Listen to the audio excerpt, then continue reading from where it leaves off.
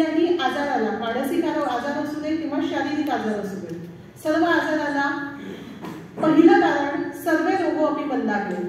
ज्यावेळी आपल्या पोटाची भूक कमी झाली असेल तिथे आजाराची निर्मिती होते.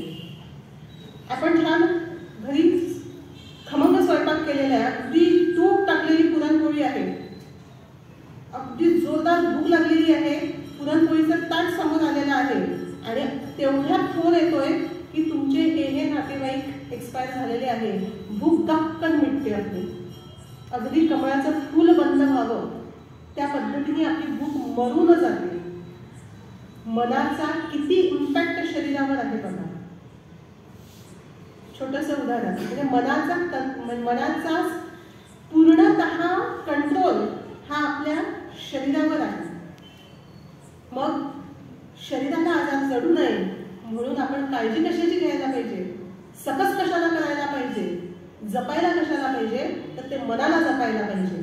आणि मनाचे चिंतन, विचार्य आणि गुह्य हे जे 3 गुण आहेत ते आपण वाढवायला पाहिजे. आणि ते वाढवायसाठी आधी आपण एकाग्र व्हायला पाहिजे. एकाग्र व्हायचं म्हणजे काय आहे तर अष्टांग योग साधनेमधील यम आणि नियम या 2 गोष्टींवर आपण स्वतःला या 2 पायऱ्यांवर स्वतःला स्कॅन करायचं आहे. म्हणजे आसन, आपण जे रोज आसनं करतो ना, प्राणायाम करतो, योगासने करतो, तर ह्या 3री आणि 4थी पायरी आहे.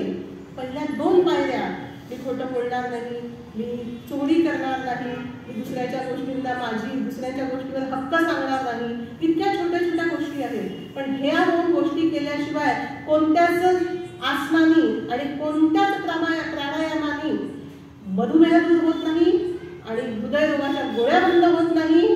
आणि अशा हजार लोकांमध्ये बसून जर तुम्ही प्राणायाम योगासनाचे क्लासेस करत असाल तर त्याचा काही परिणाम शरीरावर होत नाही.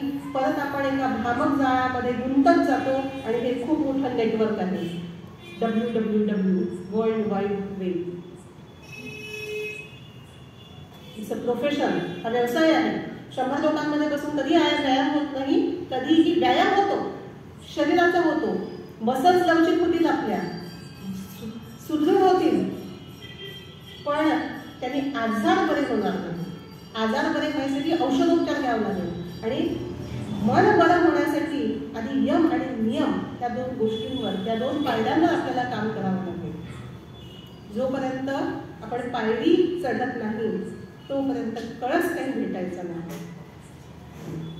माझ्या आजच्या विषयाला मी इथे पूर्णविराम देते आणि माझी रसिक श्रोत्यांना ही विनंती आहे की तुमच्या मनामध्ये या विषयाशी संबंधित